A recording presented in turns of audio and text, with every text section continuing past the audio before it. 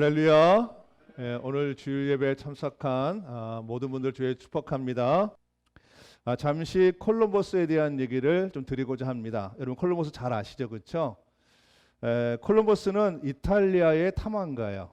이 사람의 꿈 뭐냐면 새로운 대륙을 이제 발견한 것이 꿈이었는데, 그런데 이제 새로운 대륙을 발견하려면 많은 돈이 필요하니까 여러 나라에 이렇게 이제 원조를 청했는데 다 거절당하다가 이제 스페인에서 이사벨라 여왕의 후원을 받게 되어집니다. 그래서 그 후원을 받고 이제 신대륙을 향해서 이제 탐험을 시작하게 되었습니다. 탐험한 지 얼마 안 돼서 이제 한 60일 만에 신대륙을 발견하게 됩니다. 콜럼버스가 이제 신대륙을 발견했다는 얘기를 이제 소식을 듣는 스페인은 말 그대로 열광의 도가니였어요. 막 흥분하고 난리가 났죠. 마치 우리가 2002년도에 월드컵을 할 때와 같은 그러한 심정이었던 것 같아요. 그래서 이사벨라 여왕은 콜럼버스가 돌아와서 그를 이제 성대하게 환영하고, 그리고 그에게 많은 이제 이권을 챙겨 주었습니다. 그러니까 이제 이탈리아 사람으로서 스페인에 와서 이제 많은 사람들이 환영받고 또 여왕으로부터 환대를 받고 많은 이제 이권을 이제 이렇게 받게 되어지니까 그 나라에 있는 많은 사람들이 시기하고 질투하기 시작했어요. 그 중에 한 사람이 이제 콜럼버스에 와서 이렇게 얘기합니다. 당신이 신대륙을 발견하지 않았다 해도 다른 누군가가 당신과 같은 시도를 하였을 것이요, 우리나라에는 세계 지리와 문화 방위에 뛰어난 인물들이 많이 있습니다 라고 얘기를 했어요. 그러니까 이 그 콜럼버스의 명성을 이렇게 흠집내는 그런 얘기를 한 거죠. 콜럼버스는 그 말에 대답하지 않고 달걀 하나를 가져오겠습니다. 그리고 여러 사람들한테 말을 했습니다. 여러분 중에 어느 누가 더 좋으니까 이 달걀을 아무것도 사용하지 않고 세어 보십시오 라고 했어요. 그래서 그 말을 들은 그 자리에 있던 많은 사람들이 이제 시도를 하게 되었죠. 달걀을 세우기를 막 시도를 하게 되었는데 아무도 그 달걀을 세우지 못했습니다. 그래서 그걸 가만히 보고 있던 콜럼버스가 이제 달걀의 한쪽 끝을 탁자에 쳐서 깨트린 후에 달걀을 세웠어요. 그러니까 그 콜럼버스를 그 시기하고 질투한 사람이 다시 말했습니다. 그렇게 쉬운 것을 누가 못합니까? 이렇게 또 비아냥거렸어요. 그러니까 콜럼버스가 그에게 이제 말을 했습니다. 그렇다면 왜 내가 세울까지 아무도 하지 못했습니까? 라고 대꾸를 했어요. 이 얘기는 뭐냐면 우리가 생각을 할 수 있지만 실행을 옮기는 것은 다르다는 얘기를 하고 있는 것입니다. 우리 야고보서 1장 20절을 함께 읽겠습니다. 믿음으로 있습니다. 말씀을 행하는 사람이 되십시오. 그저 듣기만 하여 자신을 속이는 사람이 되지 마십시오. 아멘. 우리는 하나님의 말씀을 아는 것이 굉장히 중요합니다. 그런데 복된 인생이 되는 사람들, 정말 인생 속에 행복이 실제가 된 사람은 누구냐면 아는 것에, 듣는 것에 끝이지 아니하고 말씀을 지켜 행하는 그에게 하나님이 그에게 복된 인생을 허락하십니다. 우리 신명기 28장 1절 2절을 우리가 한번 믿음으로 읽습니다. 내가 내 하나님 여호와의 말씀을 삼가 듣고 내가 오늘 내게 명령하는 그의 모든 명령을 지켜 행하면 내 하나님 여호와께서 너를 세계 모든 민족 위에 뛰어나게 하실 것이라. 내가 내 하나님 여호와의 말씀을 천정하라. 이 모든 복이 내게 임하며 내게 이르니. 아멘. 말씀을 삼가 듣는 것이 우선이지만 오늘 말처럼 모든 복이 우리한테 임하는 것, 세계의 모든 민족 위에 뛰어나게 될 것은 뭐냐면 말씀, 하나님의 모든 명령을 지켜 행할 때, 그럴 때 우리한테 주어지는 것입니다. 사랑하는 성도 여러분, 말씀을 지켜 행하는 복된 인생이 되시기를 주의 이름으로 축복합니다. 오늘 말씀의 제목은 행복을 누리는 유일한 길입니다. 오늘 말씀을 통해서 여러분에게 행복을 누리는 길이 열립니다. 성경에서 말하는 행복은 본문 22절로 23절의 구체적으로 기록이 되어 있습니다. 우리 같이 믿음으로 읽습니다. 아버지는 종들에게 이르되 제일 좋은 옷을 내어다 입히고 손에 가락지를 끼우고 발에 신을 신기라. 그리고 살찐 송아지를 끌어다가 잡으라. 우리가 먹고 즐기자. 아멘. 이 두 구절 속에 예수님이 얘기하는 이 복된 인생, 다시 말하면 행복한 인생이 무엇인가에 대해서 다 잘 들어 있습니다. 그러면 22절을 보시면 거기 제일 좋은 옷이라는 얘기가 있죠. 오늘 말씀의 이 대상들은 둘째 아들인데요. 이 둘째 아들은 이제 그 아버지 곁을 떠나서 이제 자기 마음대로 살다가 이제 다 이제 그 인생을 망하고 나서 다시 아버지께 돌아온 그런 인생을 얘기합니다. 근데 여기 보면 주님이 돌아온 그 아들에게 제일 먼저 한 것이 뭐냐면 제일 좋은 옷을 입히는 거예요. 여기서 말하는 제일 좋은 옷은 뭐냐면 왕들이 입는 옷, 또 제사장들이 입는 옷, 다시 말하면 높은 지위에 있는 사람들이 입는 옷을 의미합니다. 그러니까 돌아온 아들에게 그 아버지가 제일 먼저 했던 것이 뭐냐면 그의 사회적 위치를 높여주는 거예요. 할렐루야. 그의 사회적 위치를 먼저 높여주는 것이 아버지가 그에게 주신 복입니다.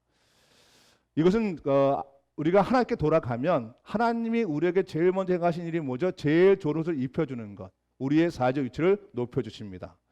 또 22절에 보면 가락지를 이렇게 손에 끼웠다는 얘기가 나오는데 이 가락지는 어떤 의미냐면 아버지의 재산을 그가 물려받을 수 있는 자격을 얻었다는 걸 얘기합니다.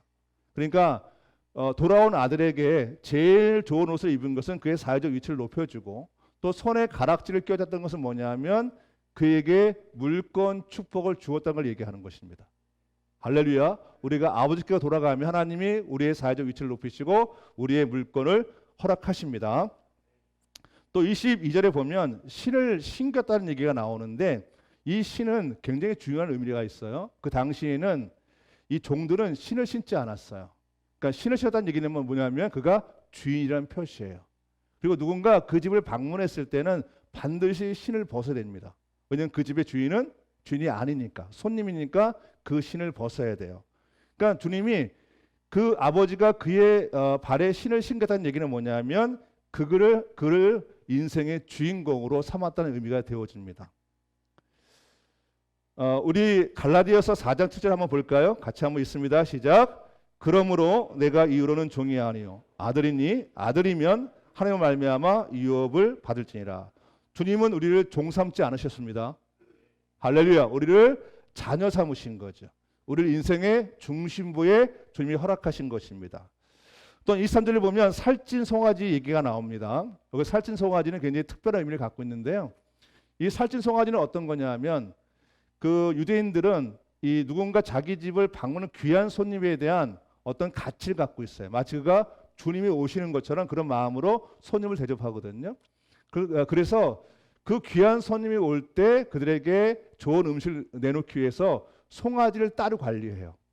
그러니까 손님용 귀빈을 대접하기 위해서 따로 소를 키우는 거죠. 바로 그것이 살찐 송아지예요.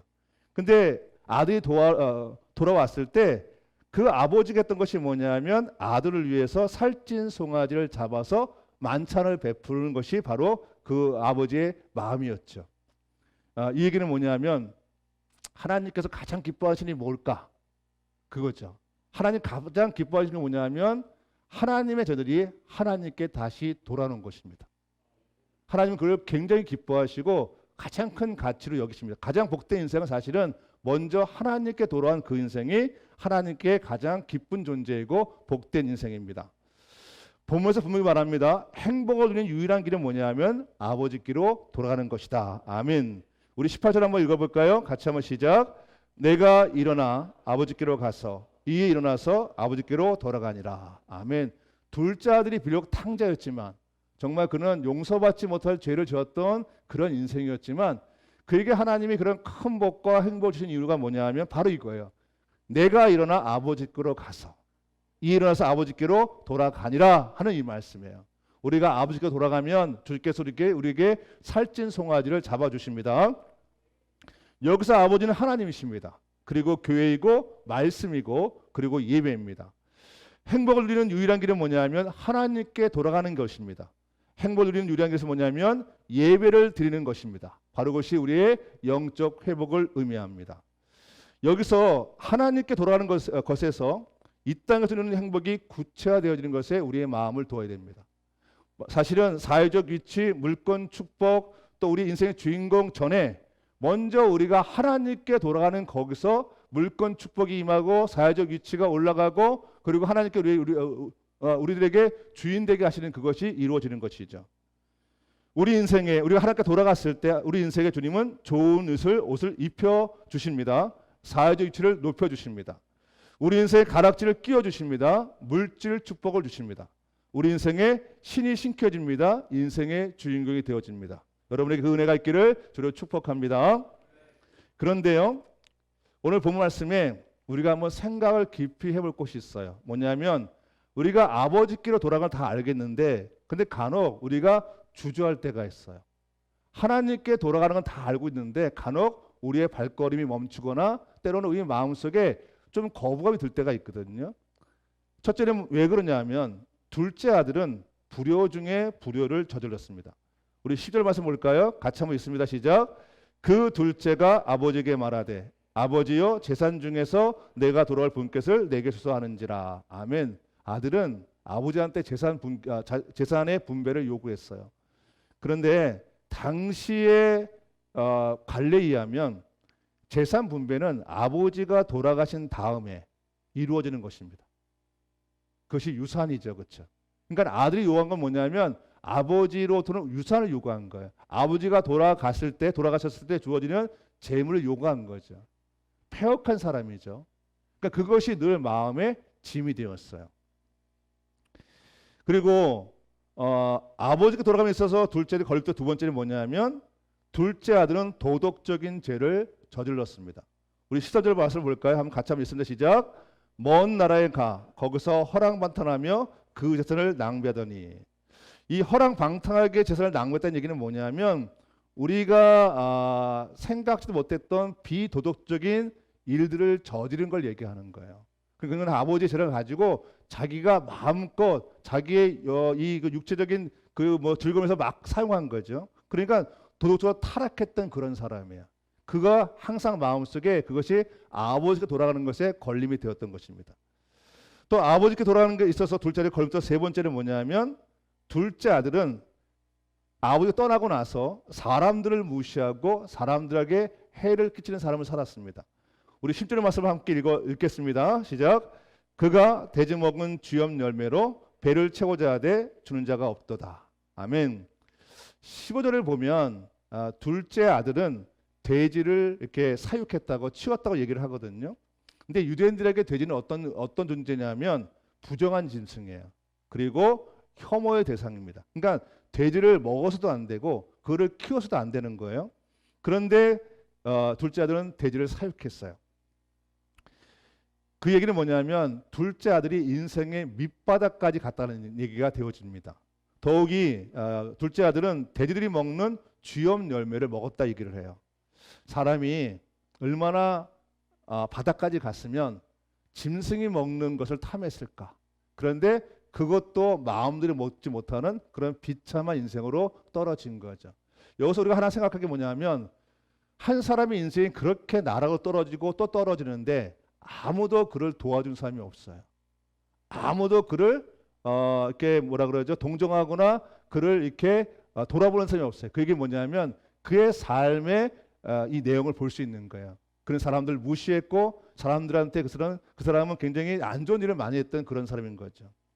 이런 이유들 때문에 둘째 아들은 잠시 마음에 갈등이 있었던 거예요. 스스로가 자격이 없다고 생각했습니다. 우리 18절 말씀 함께 한번 읽어볼까요? 시작. 내가 일어나 아버지께 와서 이르기를 아버지 내가 하늘과 아버지께 죄를 지었사오니. 예, 그렇죠. 너무나 자기가 이제는 아버지께 돌아갈 자격이 없다는 걸 알았어요. 그럼에도 불구하고 아들은 알았어요. 뭘 알았냐면 내가 다시 행복한 삶을 누리는 삶을 살려면 아버지께로 돌아가야 될 사실을 너무나 잘 알고 있었어요. 우리 17절 말씀 함께 볼까요? 시작. 이에 스스로 돌이켜 이르되 내 아버지에게는 양식의 풍족한 풍족이 얼마나 많은가. 아멘. 아버지는 풍족하십니다. 아버지는 풍성하십니다. 내가 아들이니까 내가 아버지께로 돌아가기만 하면 나에게 주님께서 풍성한 삶을 준다가 너무 잘 아는 거예요. 근데 여기서 중요한 단어가 있어요. 17절 보시면 스스로라는 단어예요. 이에 스스로 돌이켜라는 단어를 여러분 집중해 주시기 바랍니다. 여기서 우리의 선택이 중요합니다. 행복을 누리는 유일한 길을 알지만 내가 갖고 있는 어떤 죄의식 때로는 내가 갖고 있는 수치심 때문에 아버지께로 돌아가는 것을 포기할 것인가? 아니면 행복을 누리는 유일한 길을 알기에 내가 비록 죄인이고 내가 용서받지 못할 그런 죄를 졌다 할지라도 아버지께 돌아가는 길을 선택할 것인가를 우리가 선택을 해야 됩니다. 여러분은 어떤 선택을 하시나요? 할렐루야. 둘째 아들은 아는 것을 행동으로 옮겼습니다. 우리 17절 말씀 다시 한번 읽습니다. 시작. 이에 스스로 돌이켜 이르되 내 아버지께는 양식이 풍성한 품꾼이 얼마나 많은가. 아멘. 둘째 아들은 스스로 돌이켜서 아버지께로 돌아갑니다. 여러분 17절 말씀 다시 한번 보세요. 이에 스스로 돌이키는 거예요. 할렐루야. 복된 인생은, 행복한 인생은 뭐냐면 스스로 돌이키는 거예요. 구원은 전적인 하나님의 은혜이고 하나님의 일방적인 사랑입니다. 그러니까 내가 구원을 받은 건 하나님의 일방적인 일하심이에요. 그런데 구원받은 성도가 복된 인생을 살고 행복한 삶을 사는 것은 뭐냐면 하나님이 우리한테 주어진 자유의지, 인격적인 그 속성을 가지고 내가 스스로 돌이켜야 되는 거예요. 다시 한번 17절 말씀 다시 한번 보겠습니다. 17절 말씀 크게 읽습니다. 시작. 이에 스스로 돌이켜. 아멘. 그렇죠. 이에 스스로 돌이켜야 됩니다. 스스로 돌이킴, 이것이 성숙한 성도의 위대함입니다. 누가 성숙한가, 누가 위대한 것은 다른 것이 아니라 스스로 돌이키는 힘을 가진 사람들. 그래서 철저하게 내가 훈련받아지고 내가 철저하게 사는데 이게 가져지는 그런 놀라운 역사거든요. 성숙한 성도의 위대함은 뭐냐면 무조건 아버지께 돌아가는 거예요. 여러분, 우리가 때로 길을 잃어버릴 때가 있습니다. 때로 내가 잠시 방심하면 아버지가 멀어질 때가 있어요. 근데 그때마다 스스로 돌이켜서 아버지께 돌아가야 합니다. 둘째 아들은 행복을 누리는 유일한 길인 아버지께 돌아가는 것을 주저하지 않고 행동으로 옮깁니다. 우리 20절 말씀 함께 보겠습니다. 같이 한번 시작. 큰 소리 시작. 그는 일어나서 아버지께 갔다. 아멘. 둘째 아들은 스스로 돌이켜서 뭐죠? 아버지께로 갔다. 라고 얘기하는 거예요. 사랑하는 성도 여러분, 아는 것을 행동으로 옮길 때 기적이 일어납니다. 내가 말씀을 아는 것을 지켜 행할 때 그때 행복이 나에게 실제로 일어납니다. 우리 20절 말씀 함께 다시 한번 읽어볼까요? 시작.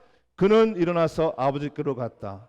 그가 아직도 먼 거리에 있는데 그의 아버지가 그를 보고 치근히 여겨서 달려가 그의 목을 껴안고 입을 맞추었도다. 아멘. 그렇죠. 아버지는 돌아온 탕자 둘째 아들의 아무것도 묻지 않으시고 아무것도 따지지 않으셨어요. 돌아온 그 아들을 그냥 달려가서 그의 목을 껴안고 입을 맞췄어요. 스스로 돌아온 그 아들을 하나님 너무 기뻐하신 거예요. 그가 이전에 어떤 삶을 사는지 묻지 않으십니다. 그가 어떻게 하는지 묻지 않으십니다. 주님은 우리의 죄를 사하십니다. 우리의 허물을 가리우십니다. 이전 것은 묻지 않으십니다. 돌아온 아들을 주님께서 달려가셔서 그를 안으시고 입 맞추시고 그에게 복을 주시는 거예요. 아버지는 돌아온 아들에게 축복된 삶을 살도록, 행복한 삶을 살도록 복을 부어주셨습니다. 오늘 본문 말씀의 결론입니다. 둘째 아들은 스스로 아버지께로 돌아와야 합니다. 여러분, 우리가 어떤 환경이 있든 간에 내가 하나님께 떠났다면 여러분 그 자리에서 다시 스스로 하나님께 돌이켜서 돌아와야 합니다. 아버지 집에는 먹을 것이 많이 있다는 것을 아는 것만으로는 행복을 누릴 수 없습니다. 그 집으로 돌아와야 합니다. 아버지께 돌아오는 것이 행복을 누리는 유일한 길입니다. 아버지께 돌아왔을 때 여러분 인생에 기적이 일어납니다. 또 행복을 여러분이 누립니다. 분명히 아셔야 됩니다. 행복을 누리는 삶보다 더 중요한 것은 없습니다. 내 자존심, 내가 갖고 있는 죄의식, 남의 눈초리, 이게 중요한 것이 아니라 내가 주께로 돌아가서 행복을 누리는 것이 가장 소중하고 가장 중요한 가치입니다. 행복을 누리는 유일한 길은 뭐죠? 아버지께로 돌아가는 것입니다. 행복을 누리기 원한다면 유일한 길은 이 말씀을 듣는 자리로 스스로 돌아와야 합니다. 행복을 누리기 원한다면 유일한 길은 예배의 자리로 스스로가 돌아와야 합니다. 바로 여러분들이 예배 자리에 오신 것입니다. 주님 이 시간 여러분을 달려가서 안으셨습니다. 또 입을 맞추셨습니다. 여러분의 좋은 옷을 입히셨습니다. 손가락에 주님께 가락지를 끼우셔 주셨습니다. 실을 신겨 주셨습니다. 살찐 손을 잡으셨습니다. 할렐루야. 그것이 바로 여러분이 주께로 돌아와서 받는 복된 인생입니다. 여러분 이 예배가 바로 그런 자리입니다. 바로 이 시간이 그러한 자리입니다. 여러분 상상하십시오. 내가 이 자리에 어떻게 상가짐을 상상하십시오. 아버지가 내게로 달려와서 나를 안으시고 입 맞추시고 나에게 좋은 옷을 입히시고 나의 손에 가락지를 끼우시고 나의 신을 신겨주시고 살찐 성을 잡으신 주님을 생각하십시오. 그리고 이 시간 기도하기를 원합니다. 하나님 나에게 그런 복된 인생을 주시는 감사합니다. 주님 나의 사회적 위치를 높이시는 감사합니다. 나한테 물꽃을 주시는 감사합니다. 이 인생의 주인공을 너무 감사합니다 하고 이 시간 기도하시는 날 되기를 원합니다.